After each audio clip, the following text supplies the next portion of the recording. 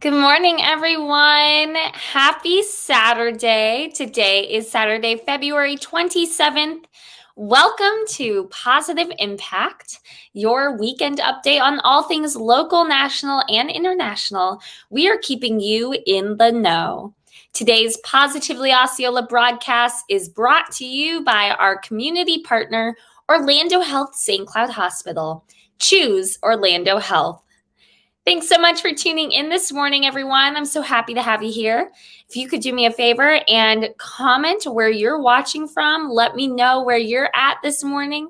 I love to hear from the viewers because I always say this, but it makes me feel like I'm not sitting here by myself, and I love to know who's watching with me and who comes and sees my broadcast every morning. So give me a like, give me a comment, share this video. It'll help promote all that we have going on here in Osceola County. So thank you so much. And if you haven't already, be sure to follow us on Facebook, Instagram, and Twitter. You can also find full articles of information on our website, positivelyosceola.com. All right, guys, it's time to officially get things started.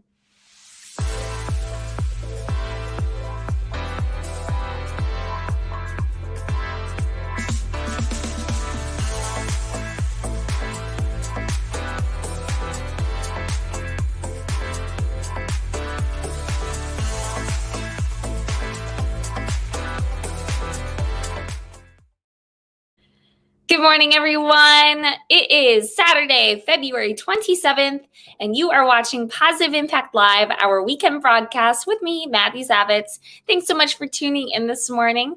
I'm going to be sharing some local, national, and international news, and I picked out some really interesting articles for today, so let's get this started. So it is about time for spring break, which means we are going to see an influx in travel to our beautiful Sunshine State. Spirit Airlines has just announced that they are adding routes in Orlando because they're expecting a surge in summer travel.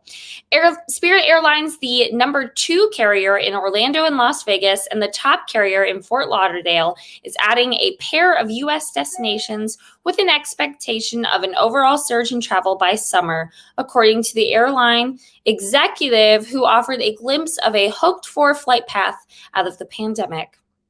The Florida-based ultra-low-cost airline will start daily nonstop service on May 27th from Louisville's Muhammad Ali International Airport in Kentucky to Orlando, Fort Lauderdale, Las Vegas, and Los Angeles International Airports. Projected March activity at Orlando International Airport shows Southwest Airlines as the busiest carrier, with nearly 100 flights daily. As the second busiest, Spirit is projected for 58 flights daily, followed by Delta at 54, Frontier at 50, and JetBlue at 39 a day. With the collapse of the nation's air travel by late spring last year, Spirit was handling daily flights from Orlando numbering in the single digits. Wow, that is a big jump for them. The Florida and Las Vegas markets have remained relatively strong during the pandemic, while California, ordinarily a top 5 destination for most cities, was extensively locked down.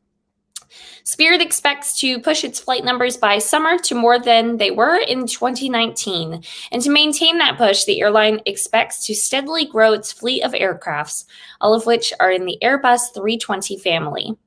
Spirit ended last year with 157 aircrafts, including 30 recalled from storage. The inventory grew to 173 by the end of this year and to 190 by the close, and will get to 190 by the close of 2022. I have flown Spirit quite a bit. They are great when you are on a budget and you need to get somewhere across the country pretty cheap. So exciting to see that we are going to have more opportunity to use a cost-efficient airline. Hey guys, good morning. You are watching Positive Impact Live. If you'll do me a favor, throw me a like in the comment on the video so I know who's watching this morning. All right, so this was a really cool story. My mother has been trying to get me to do one of these DNA test kits, and when I saw this, I thought it was so cool. I actually have my DNA test kit sitting under my laptop right now, holding up my laptop for this broadcast. So I think I need to use it because this story is so awesome. Two friends that worked together learned they were biological sisters thanks to a DNA test kit service. Two women working alongside each other at a Connecticut bar have recently learned they are biological sisters. Julia Tinity, who's 31, and Cassandra Madison, who's 32, met in 2013 while employed at the Russian Lady Bar in New Haven. At some point, they learned that both had a tattoo of the Dominican Republic flag, and they were born and adopted from that country. Tinity said that she and Madison's co-workers would often comment on how they looked like sisters, but when Tinity and Madison compared adoption papers, the documents didn't match up. The paper said that they were from two different cities with two different last names, and the mother's names on the paperwork were different. Well, after taking a DNA test kit, the girls discovered that they were, in fact, long-lost sisters, both adopted at a young age from the Dominican Republic.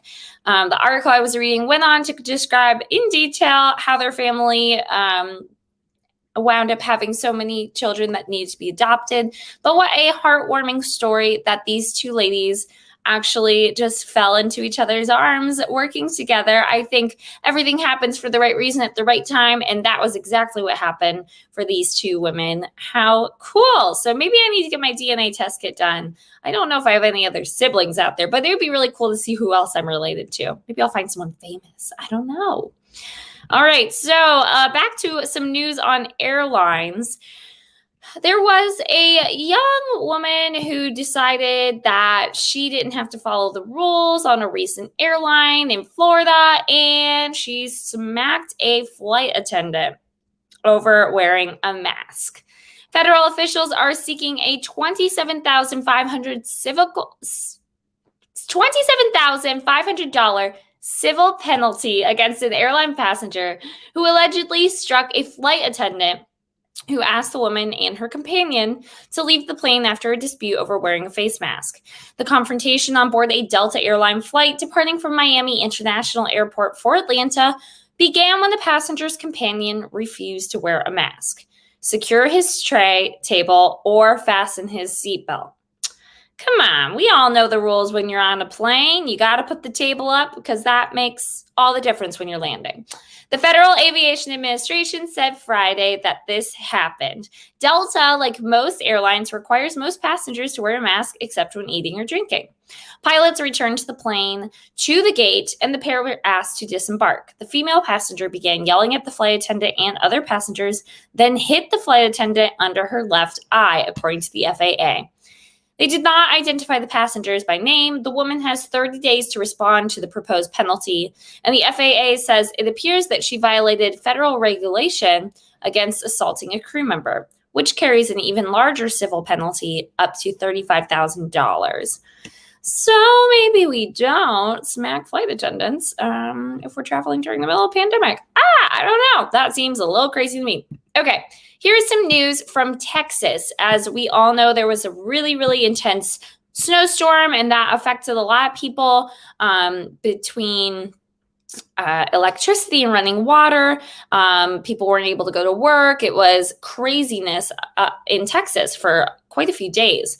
Well, Operation Barbecue is in effect with this storm. While temperatures have warmed and the power was restored in many areas, countless Texans are still struggling in the aftermath of last week's winter storm. Some lack running water, some don't have enough food, and many have pricey home repairs to fix after pipes burst and exploded and just ruined a lot of these people's homes. For those on fixed incomes are already struggling to make ends meet, these challenges are devastating. But this week in Houston, one group provided its unique brand of support, free hot barbecue meals. It's comfort food, said Stan Hayes, the co-founder of Operation Barbecue Relief, a disaster response nonprofit organization. It's a hot meal that makes you feel good. I just think barbecue is built for that. Last weekend, the group enlisted a local barbecue restaurant to start cooking meals, and by Monday, Operation Barbecue Relief smokers were set up at a local recreation area where they cranked out 5,000 meals a day. Partners like the Salvation Army and the City of Houston organized a drive-through meal distribution at a local mall, while volunteers from Crowdsource Rescue, a local nonprofit, picked up and delivered meals directly to those in need. They've helped families that needed a meal, those in low-income housing and assisted living communities. So shout out to Operation BBQ Relief. You guys are awesome. Thanks for helping out the community in Houston, Texas. I bet a hot barbecue meal was what a lot of people needed that week. That is incredible. All right, so time for a bit of tech talk. I am an avid Nintendo Switch user. I wasn't someone that grew up in the world of Pokemon, but I know a lot of my friends are very, very excited about this game coming out for the Switch. During a video presentation on Friday, the president and CEO of the Pokemon Company revealed 3 upcoming titles. To celebrate 25 years of the Pokemon franchise, new games are on the horizon. And an entirely new adventure and story set prior to the events of the first 2 games. Arceus will transport players to the Sinnoh region as it existed before Pokemon trainers and leagues. Again, I don't know about Pokemon, so I may be pronouncing some of these words wrong, and I do apologize. Trainers caught their first Pokemon in 1996 and began an adventure that has lasted 25 years. Through 8 regions, many different platforms, and countless Pokemon encounters, they have strived to be the very best. And they hope that fans of all ages will enjoy creating new memories while exploring the Sinnoh region in all of these new games. All 3 games will land exclusively on Nintendo Switch. In addition, a new Pokemon Snap will arrive for the Switch on April 30th. So if you're a Pokemon fan, you've got a lot to look forward to. If you got a Switch, you're going to be just full of brand new games that you can play and put on your Switch. I love my Switch. I have so much fun playing Animal Crossing and Fortnite and Overcooked. Those are my favorite games on the Switch. I think quarantine got me a little bit more into playing games. All right, I've got some great comments on here. Good morning, Inez. Thank you so much for your comment. And happy Saturday to you, Mr. David Harris. I hope you guys are having a great weekend. And let's get to the weather before I sign off this morning. I'm sure if you are busy, you are going to want to know what is happening with the weather this week. So let's get a look at it. All right, so Saturday today, it's a high of 88 and a low of 65. It's going to be nice and sunny all day. Again, with Sunday, a high of 88 and a low of 66. And it looks like we will have mostly for the weekend just a high 80s for the high and mid 60s for the low. We do get a little bit of cooler weather on Tuesday. That looks nice with a high of 79. And then it'll creep back up into the low 80s on Wednesday, Thursday, and Friday. So take a look at your weather and see what your plans are for today. And I would love to hear what you guys are up to on this beautiful Saturday. Go ahead and shoot me a comment, or you can send us a message directly on Facebook. I can read all those, and I would love to hear what all of our viewers are up to this weekend.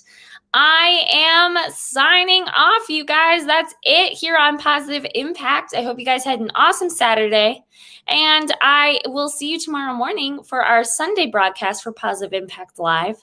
As always, you can follow us on Facebook, Instagram, and Twitter, and you can check out our website, positivelyosceola.com, for all things happening in and around Osceola County. Be sure to tune in with me every Saturday and Sunday morning for Positive Impact. I'm proud to be part of a team like Positively Osceola, where we are making a positive impact in and around Osceola County. Have a great Saturday, and I will see you tomorrow for the Sunday broadcast. Bye.